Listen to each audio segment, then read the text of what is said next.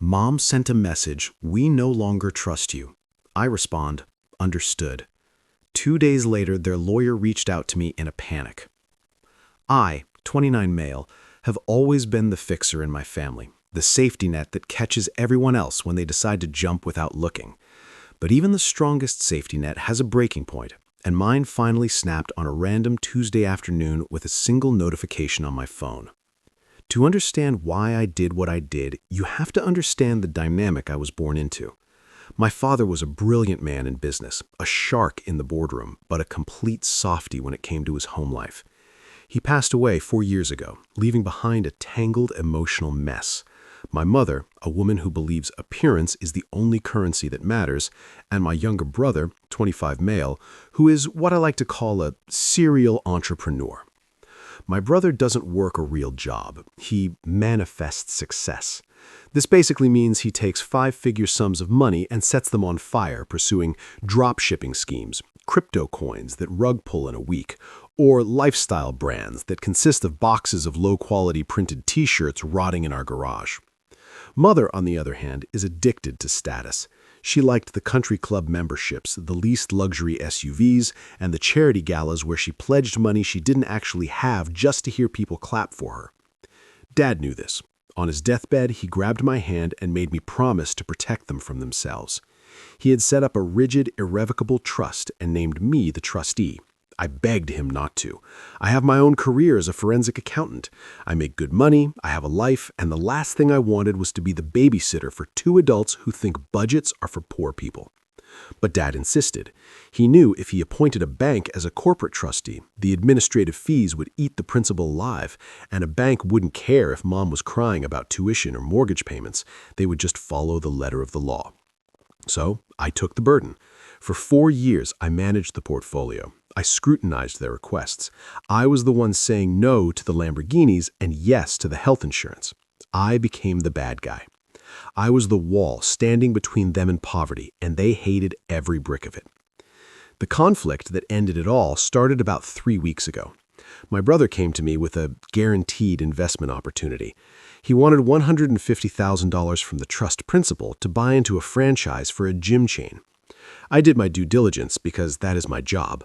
It took me about 20 minutes to find out that the parent company of this gym franchise was already facing bankruptcy litigation in 3 states and had a class action lawsuit against them for defrauding franchisees. It was a sinking ship. I called a family meeting to discuss it. We sat in the living room of the family house, a house the trust owns and maintains. "The answer is no," I said, sliding the report across the coffee table. "The company is a scam. If we invest that money, it's gone." My brother didn't even look at the report. He just stood up, face red. "You always do this. You're just jealous because I have vision and you're just a corporate drone. You want me to fail so you could feel superior." "I want you to not lose 150 grand, I said calmly. "It's not happening." Then Mother chimed in. She was sipping wine, looking at me with that disappointed sigh I'd heard my whole life. "You're being very difficult, dear. It's our money, isn't it? And while we're discussing expenses, I've been looking at the kitchen. The granite is looking dated. I have a quote for a renovation. It's only $80,000. I almost laughed. "Mom, the trust income is based on dividends and bond yields. We don't have $80,000 of liquid cash sitting there for countertops. The trust bylaws strictly forbid dipping into the principal unless it's for a medical emergency or education." "You could find a way if you wanted to," she snapped. "You're just being stingy. You live in that nice condo downtown, you drive a new car, and you leave us here to rot in squalor." Squalor. They live in a 4-bedroom, 3-bath house in an upscale neighborhood with a gardener and a pool service, all paid for by the trust. "Read the documents Dad signed," I told them, standing up. "I have a fiduciary duty to preserve the principal. I can't just hand out cash because you're bored with the granite. The answer is no to the gym and no to the kitchen." I walked out. There was silence for 3 days. I thought maybe they were cooling off, maybe realizing I was right. I was naive. The dirty tricks began on a Monday. My brother showed up at my office downtown. I work for a fairly prestigious firm, and we have high-profile clients walking through the lobby. He didn't check in at the desk. He pushed past security and started screaming my name in the reception area. When I came out, he was causing a scene, shouting to anyone who would listen that I was a thief, that I was stealing his inheritance, and that I was financially abusing my mother. Security had to physically escort him out of the building while my partners watched from the glass-walled conference room. It was embarrassing. My reputation is everything in my line of work. I didn't call the police because he's my brother. I just went back to my desk, shaking, and tried to work. Then, Mother started the whisper campaign. I started getting texts from aunts, cousins, and family friends. They were asking why I was letting my mother starve. Apparently, she had told them I cut off her allowance and that she couldn't afford groceries. One aunt told me I should be ashamed of myself for living in luxury while my mother suffered. I ignored it. I figured they were just throwing a tantrum, trying to pressure me into signing the checks. Then came the nuclear option. My phone buzzed during a client meeting. It was a group text from Mother, including my brother and my uncle. "Mother, we have spoken to a lawyer. We know what you're doing with the accounts. We no longer trust you. We are petitioning for your removal and a full audit. Brother, game over, bro. Enjoy prison." I stared at the screen. The room seemed to tilt. They weren't just angry anymore. They were accusing me of embezzlement. They were trying to destroy my career and my freedom because I wouldn't let them buy a failing gym and a slab of rock. I excused myself from the meeting and went to the bathroom to splash water on my face. I looked at myself in the mirror and realized I was done. I wasn't sad. I wasn't scared. I was just done. I didn't argue. I didn't defend myself. I didn't type out a long paragraph explaining how much I sacrificed. I typed back one word: understood. Then I went back to my desk and initiated the Doomsday Protocol. This was a mental checklist I had created years ago, hoping I would never have to use it. First, I stopped the auto transfers. See, here is the secret I kept from them to preserve their dignity, the one thing they never bothered to ask about. The trust wasn't as rich as they thought. Dad had some bad years before he died. The portfolio generated about $6,000 a month in dividends and interest. But their expenses, the house maintenance, the property taxes, the insurance, the country club dues, the allowances, the leased cars, came to about $11,000 a month. For 4 years, there has been a deficit of $5,000 every single month. I have been covering that deficit out of my own pocket. I treated it as a silent gift. I didn't Want Mom to worry about money after losing Dad. I didn't want my brother to feel the pinch. I was single, I made a lot of money, and I loved my dad. So every month, I deposited $5,000 of my own salary into the trust operating account, commingled it, carefully tracked as generic contributions in my private ledger, and paid their bills. But they said they didn't trust me. They accused me of theft. If I am a thief, then I certainly shouldn't be depositing my own salary into their accounts, right? I ceased all personal contributions immediately. I also froze the discretionary distributions from the trust. Legally, if a trust is under threat of litigation, the trustee is allowed to freeze assets to ensure there is enough liquidity to pay for legal defense. 2 days later, the letter arrived. It was from a high-priced law firm downtown. The letterhead was heavy, the font aggressive.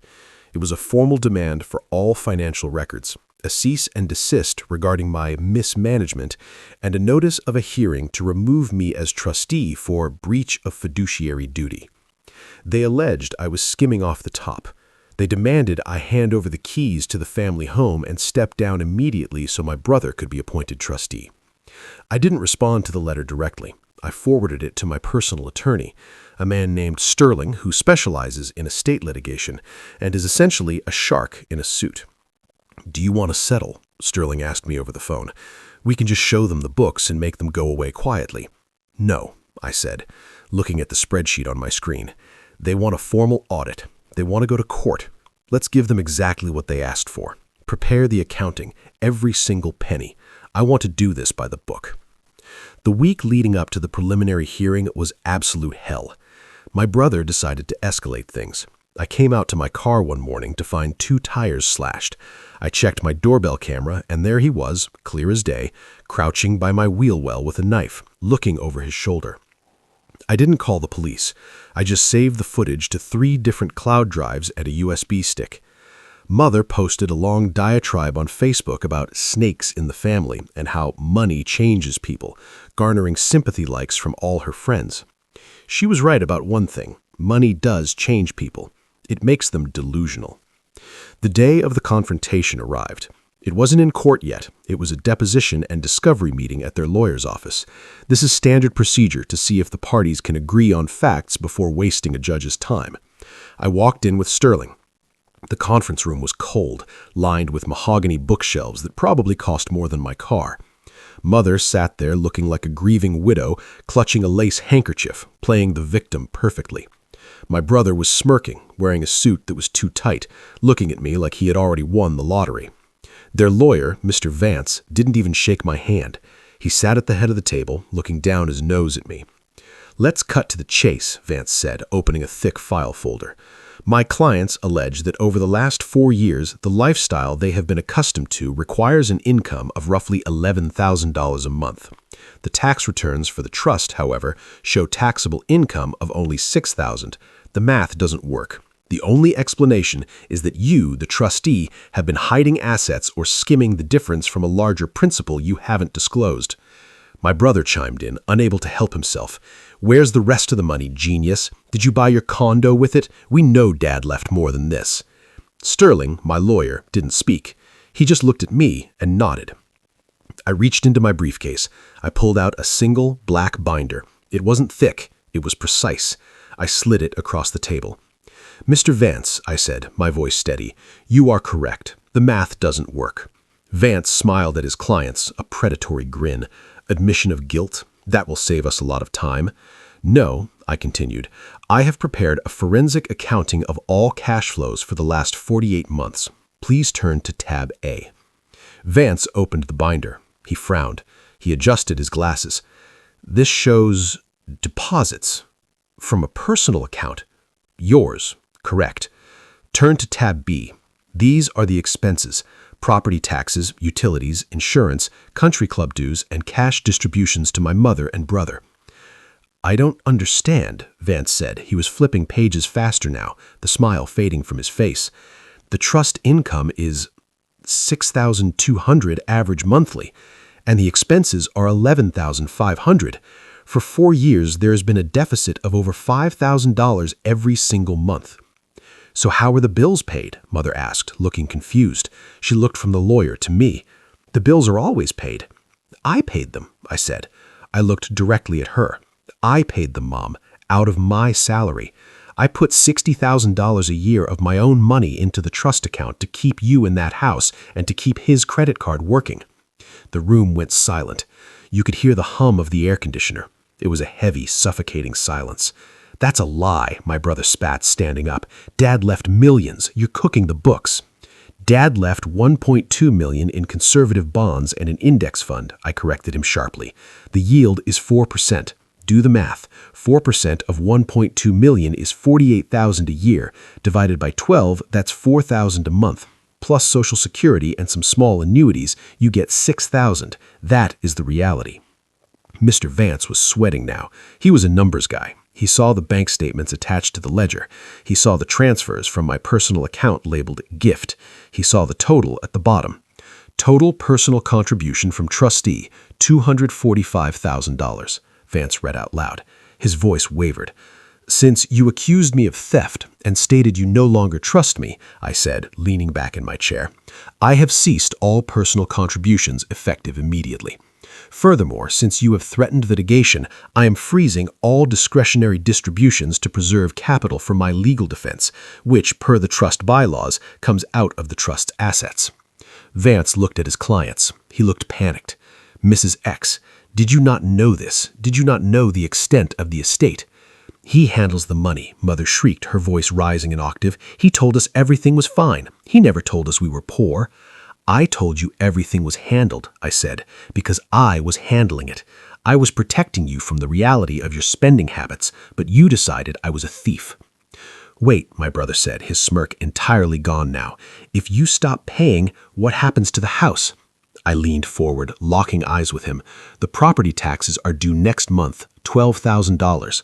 The trust account currently has $4,000 in it because I haven't made my deposit. The trust cannot pay the taxes. As trustee, I will be forced to liquidate assets to pay the debt."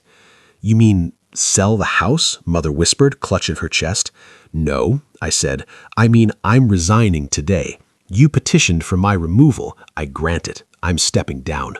Sterling slid a document across the table. This is his formal resignation.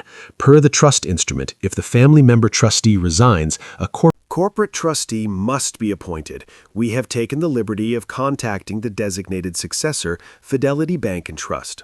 Mr. Vance put his head in his hands. He knew exactly what this meant.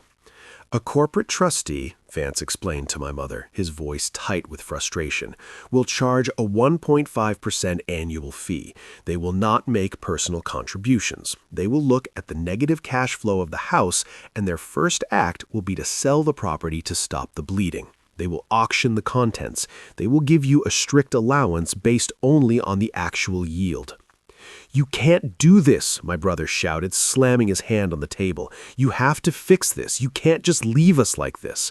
I can't fix it, I said, standing up and buttoning my jacket.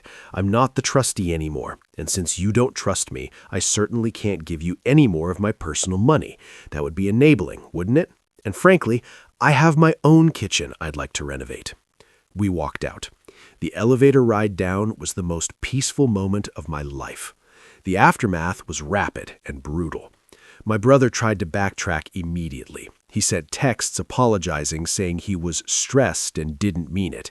He asked for a loan to cover the lawyer fees they now owed Vance. I blocked his number. Mother showed up at my condo 2 days later. She cried, she screamed, she banged on the door until the concierge called up to me. She told me I was ungrateful. She demanded I take the job back. I can't, Mom, I told her through the intercom. You hired a lawyer. You accused me of a felony. You burned the bridge. I'm just standing on the other side of the river now, watching it burn. The corporate trustee took over 2 weeks later. They were ruthless, exactly as Dad had predicted they would be. They reviewed the financials and immediately listed the family home for sale. It was bleeding money, and they had a fiduciary duty to stop the loss. Mother was given 60 days to vacate. She had to move into a 2-bedroom apartment. It's a nice apartment, honestly, but it's not the mansion she defined herself by, and to her, that is a fate worse than death. My brother, he lost his allowance instantly. The corporate trustee denied every single one of his business proposals because they lacked business plans or potential for return on investment. He had to get a real job. Last I heard, he's working sales at a used car lot, and he hates every minute of it. But the kicker, the absolute cherry on top of this revenge, was the legal fees. Because they sued the trust and me as trustee without valid cause, and because the audit proved I had actually added money rather than stolen it, the judge ordered that the legal fees for both sides be paid out of the trust principal. Mr. Vance's bill was $25,000. Sterling's bill was $15,000. That's $40,000 gone from the principal. That reduction in principal permanently lowered their monthly income by another $200 a month. They literally paid $40,000 to impoverish themselves.